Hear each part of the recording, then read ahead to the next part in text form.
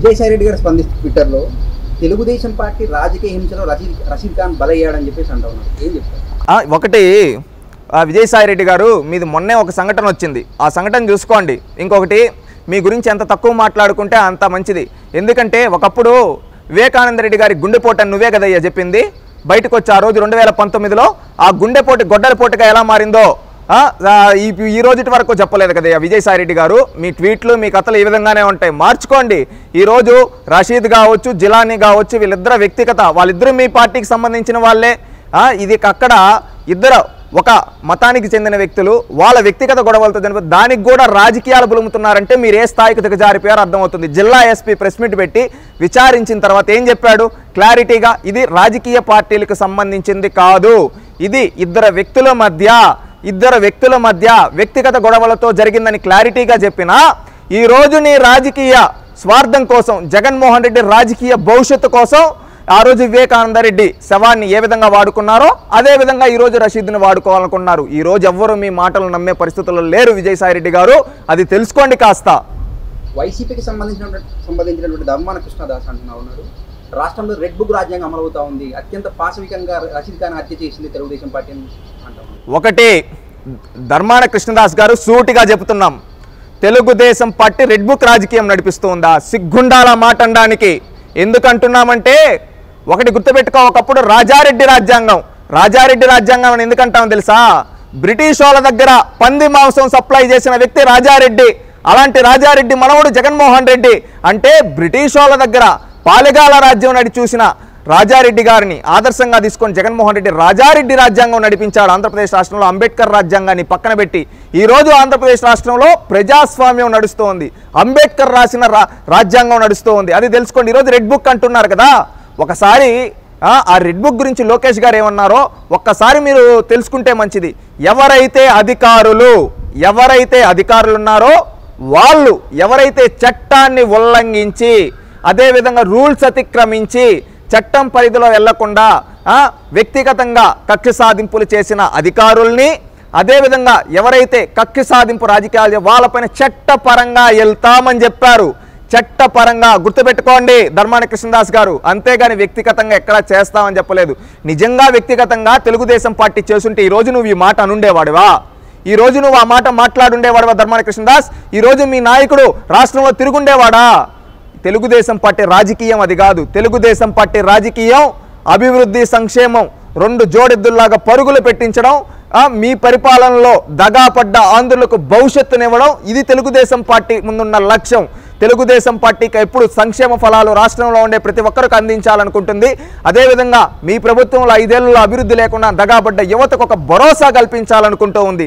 ఆ విధంగా పరిపాలన జరుగుతూ ఉంది. చంద్రబాబు నాయుడు గారు అధికారంలోకి వచ్చిన తర్వాత కూడా ఒకే మాట చెప్పాడు, ఎవరికన్నా వ్యక్తిగతంగా ఉంటే అది పక్కన పెట్టండి, రాష్ట్రం ముఖ్యం, ప్రజల ముఖ్యం, రాష్ట్రం గెలవాలి అన్నాడు. ఆ విధంగా రాష్ట్రాన్ని గెలిపించడం కోసం చంద్రబాబు నాయుడు గారు 24 గంటలు పనిచేస్తూ ఉన్నారయ్యా ధర్మాన కృష్ణదాస్. అంతేగాని మీ నాయకుల్లాగా ఇంట్లో కూర్చొని కక్ష సాధింపులు చేయాలా. ఒకటి గుర్తుపెట్టుకోండి, ఎవరైతే తప్పు చేశారో, ఎవరైతే చట్టాన్ని ఉల్లంఘించారో వాళ్ళు చట్టరీత్యా శిక్షింపబడతారన్నారు, కానీ వ్యక్తిగతంగా మేము తీసుకుంటామని ఎక్కడా చెప్పలేదు.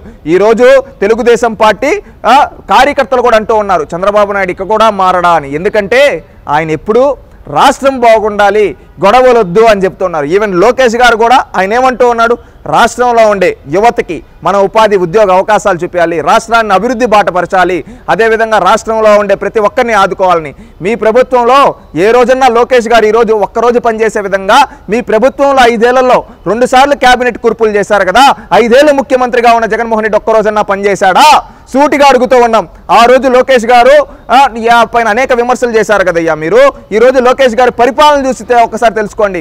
ఎవరన్నా మాకు సమస్య ఉంది అని చెప్తే ఆ సమస్య ఒక వాట్సాప్ మెసేజ్ పెడితే వాళ్ళ కోసం స్పెషల్ జీవో ఇచ్చి వాళ్ళని దేశ అత్యున్నత విద్యాసంస్థలు IIT NITలో సీట్లు రావడానికి జీవో తీసుకొచ్చి వాళ్ళకు ఒక ఉన్నత భవిష్యత్ జీవితాలు ఇచ్చాడు. అదేవిధంగా కోయేట్లో ఒక వ్యక్తి మన తెలుగువాడు నలిగిపోతూ ఉంటే దేశం కానీ దేశంలో ఉంటే ఆ దేశం వాళ్ళతో మాట్లాడిన అతను తీసుకొని వచ్చి అతని కుటుంబానికి ఒక జీవితం ఇచ్చాడు లోకేష్ గారు. ఈ విధంగా మంచి చేస్తూ ఉన్నాడు. అంతేగాని ఎక్కడ మీలాగా కక్ష సాధింపులు చేయలేదయ్యా. తెలుగుదేశం పార్టీ రాజకీయం ఎప్పటికీ కక్ష సాధింపు కాదు. తెలుగుదేశం పార్టీ లక్ష్యం అభివృద్ధి, సంక్షేమం, రాష్ట్రంలో ఉండే ప్రజలందరికీ అండగా నిలబడడం, భరోసాగా నిలబడడం, బాధ్యతగా ఉండడం, అది తెలుగుదేశం పార్టీ. మీ క్యాబినెట్లో నువ్వు కూడా మంత్రిగా ఉన్నావు కదా, నీ క్యాబినెట్లో ఇంతమంది మంత్రులు ఉన్నారు. ఏ రోజైనా కానీ తెలుగుదేశం పార్టీ మంత్రులు పనిచేసే విధంగా మీ క్యాబినెట్లో 2 సార్లు క్యాబినెట్ కూర్పులు చేసి ఒక్కరన్నా పనిచేశారా? ఈ రోజు హోంమంత్రి గారు ఎక్కడ సంఘటనలు జరిగినా కానీ డైరెక్ట్గా వెళ్ళి ఆమె పరిశీలిస్తూ ఉంది.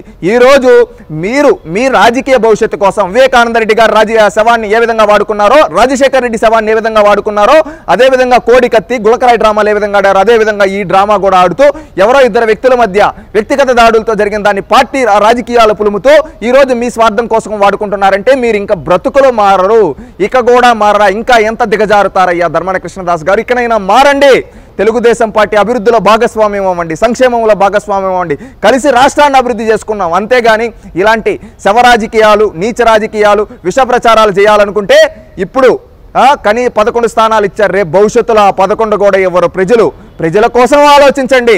అంతేగాని విష ప్రచారాల కోసం విష ప్రచారాలు చేస్తాం, రౌడీ రాజకీయం చేస్తాం. మేము అదే ప్రతిపక్షంలో కూడా ఇట్టే చంద్రబాబు నాయుడు మేము రౌడీయిజం చేసి విష ప్రచారం చేసినా బుర్ర జల్లేస్తే మమ్మల్ని ఏమీ అండండి అనుకుంటారు. చంద్రబాబు నాయుడు గారు ఏమనకపోయినా ప్రజలు చూస్తున్నారు. ఎందుకంటే మీ 5 ఏళ్ళు మీ వికృత చేష్టాలు మీ అన్నీ చూశారు ప్రజలు, విరక్తి చెంది 11లో కూర్చోబెట్టారు. మీరు 11 ఇచ్చి ఇంకా మారలేదనుకో రేపు భవిష్యత్తులో ప్రజలు చూసుకుంటారు. చంద్రబాబు నాయుడు గారి లక్ష్యం, లోకేష్ గారి లక్ష్యం, తెలుగుదేశం పార్టీ లక్ష్యం ఒకటే, రాష్ట్రంలో ప్రతి ఒక్కరికి సంక్షేమ ఫలాలు అందాలి, ప్రతి గ్రామం అభివృద్ధి చెందాలి, ప్రతి ఎకరాకు నీళ్లు అందించాలి, అదేవిధంగా అమరావతి పూర్తి చేయాలి, పోలవరం పూర్తి చేయాలి, అదేవిధంగా బడుగు బలహీన వర్గాల్ని రాజ్యాధికారం కల్పించాలి. ఇది తెలుగుదేశం పార్టీ లక్ష్యం. తెలుగుదేశం పార్టీ విధి విధానాలు ఇవి. తెలుగుదేశం పార్టీ ఇదే విధంగా పనిచేస్తుంది, రాష్ట్రం కోసం, రాష్ట్ర అభివృద్ధి కోసం, రాష్ట్ర ప్రజల కోసం. కొంతమంది తెలుగుదేశం పార్టీ సానుభూతి పరులు సోషల్ మీడియా వేదికగా చర్చించుకుంటా ఉన్నారు. మేము అధికారంలో ఉన్నప్పుడు, వైసీపీ అధికారంలో ఉన్నప్పుడు ఎన్నో రకాలుగా మమ్మల్ని హెరాస్ చేశారు, కేసులు పెట్టించుకున్నాం. అలాంటిది ఇప్పుడు కూటమి ప్రభుత్వం అధికారంలోకి వచ్చిన తర్వాత వాళ్ళని చర్యలు ఏవి అని చెప్పేసి వాళ్ళు బాధపడిపోతూ ఉన్నారు. ఏం చెప్తారు? ఒకటి నేను క్లారిటీగా చెప్తానండి. జగన్మోహన్ రెడ్డి తెలుగుదేశం పార్టీ కార్యకర్తల పైన కొన్ని వేల కేసులు పెట్టాడు. వాస్తవంగా మాట్లాడుకుంటే అది సోషల్ మీడియా కేసు కావచ్చు, చిన్న పంచాయతీ లెవెల్ నుంచి రాష్ట్ర స్థాయి వరకు అనేక కేసులు పెట్టాడు. కేసులు పెట్టి ఏం సాధించాడు జగన్మోహన్ రెడ్డి?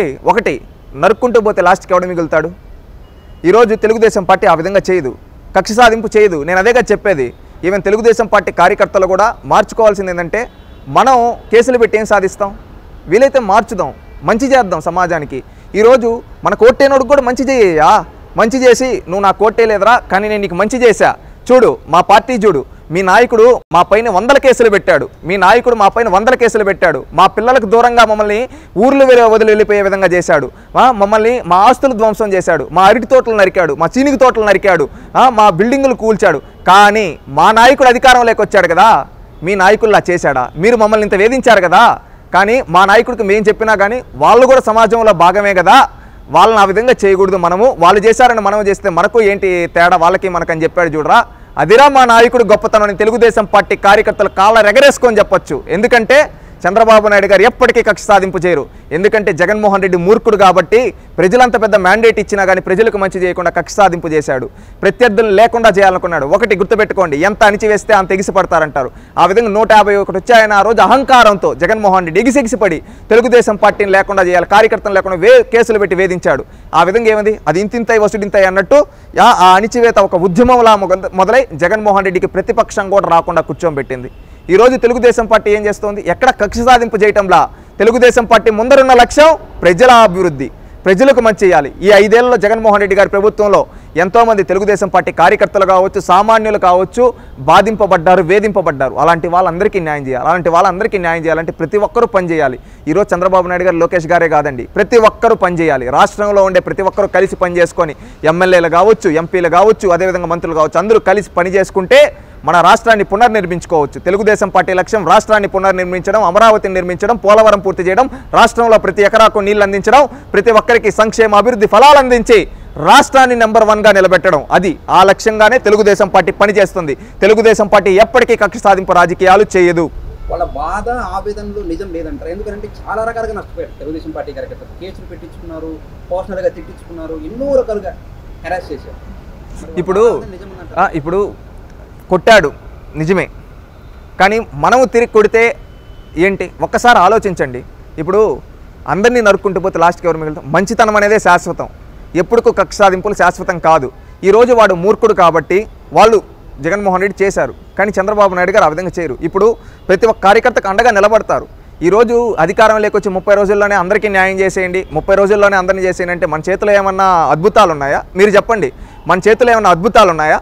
మన చేతుల్లో ఏం అద్భుతాలు లేవు కదా, మనమేమో మిషన్లు కాదు కదా, మనమేమో దేవుళ్ళమా ఒక 30 రోజులు అంతా వచ్చేయాలి అని చెప్పి 5 ఏళ్లలో వీళ్ళు విధ్వంసం చేశారు. రాష్ట్రాన్ని అన్ని విధాలుగా అనేక రంగాలు రాష్ట్రంలో శాంతి భద్రతలు లేకుండా చేశారు. పోలవరాన్ని నాశనం చేశారు, అమరావతిని నాశనం చేశారు.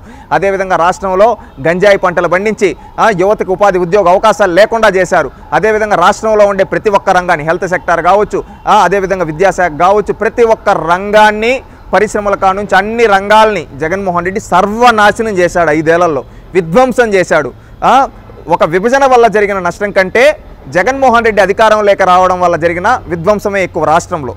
అవునా కాదా? 30 ఏళ్ళు వెనక్కి వెళ్ళిపోయింది. అలా వెళ్ళిపోయిన దాన్ని 30 రోజుల్లో గాడి పెట్టడం సాధారణమైన విషయమా? అప్పటికి చంద్రబాబు నాయుడు గారు రాత్రనక పగలనక పని చేస్తూనే ఉన్నారు, నిరంతరం పనిచేస్తూ ఉన్నారు. ప్రతి ఒక్క అధికారులతో రివ్యూలు పెడుతూ ఉన్నారు. అదేవిధంగా ఏమేమి చేయాలి, ఎక్కడెక్కడ చేయాలి, రీసోర్సెస్ ఎలా తీసుకోవని రావాలని, పరిశ్రమలు తీసుకొని రావడానికి అందరితో మీట్ అవుతూ పనిచేస్తూ ఉన్నాడు. 75 ఏళ్ళ వయసులో కూడా ఆయన రాష్ట్రం కోసం పనిచేస్తున్నారు. మంత్రులు, ప్రతి ఒక్క మంత్రి వాళ్ళ శాఖలపైన పట్టు పెంచుకుంటూ వాళ్ళు పనిచేస్తూ ఉన్నారు. ఈ విధంగా అందరూ పనిచేస్తూనే ఉన్నారు. 5 ఏళ్లలో జరిగిన 5 ఏళ్లలో 30 ఏళ్ళు వెనక్కి తీసుకొని వెళ్ళిపోయాడు. దాన్ని తీసుకొని రావడానికి సమయం పడుతుంది. ఒక్క రోజులో నాకు అంతా జరగాలంటే రాష్ట్రంలో 5 కోట్ల మంది 6 కోట్ల మంది ప్రజలు ఉన్నారు. 6 కోట్ల మందికి ప్రజలకి న్యాయం చేయడానికి సమయం పడుతుంది. ఓపిక, ఎందుకంటే సహనం, ఓపిక అనేది ఉండాలి. ఆ ఓపికతో ఖచ్చితంగా అందరికీ న్యాయం జరుగుతుంది. సమయం పడుతుంది. ఒక్క రోజులో చేయడానికి మన చేతిలో ఏం అద్భుతాలు లేవు. చిన్నగా జరుగుతుంది, ప్రతి ఒక్కరికి న్యాయం జరుగుతుంది, రాష్ట్రం బాగుంటుందని నేను భావిస్తూ ఉన్నాను.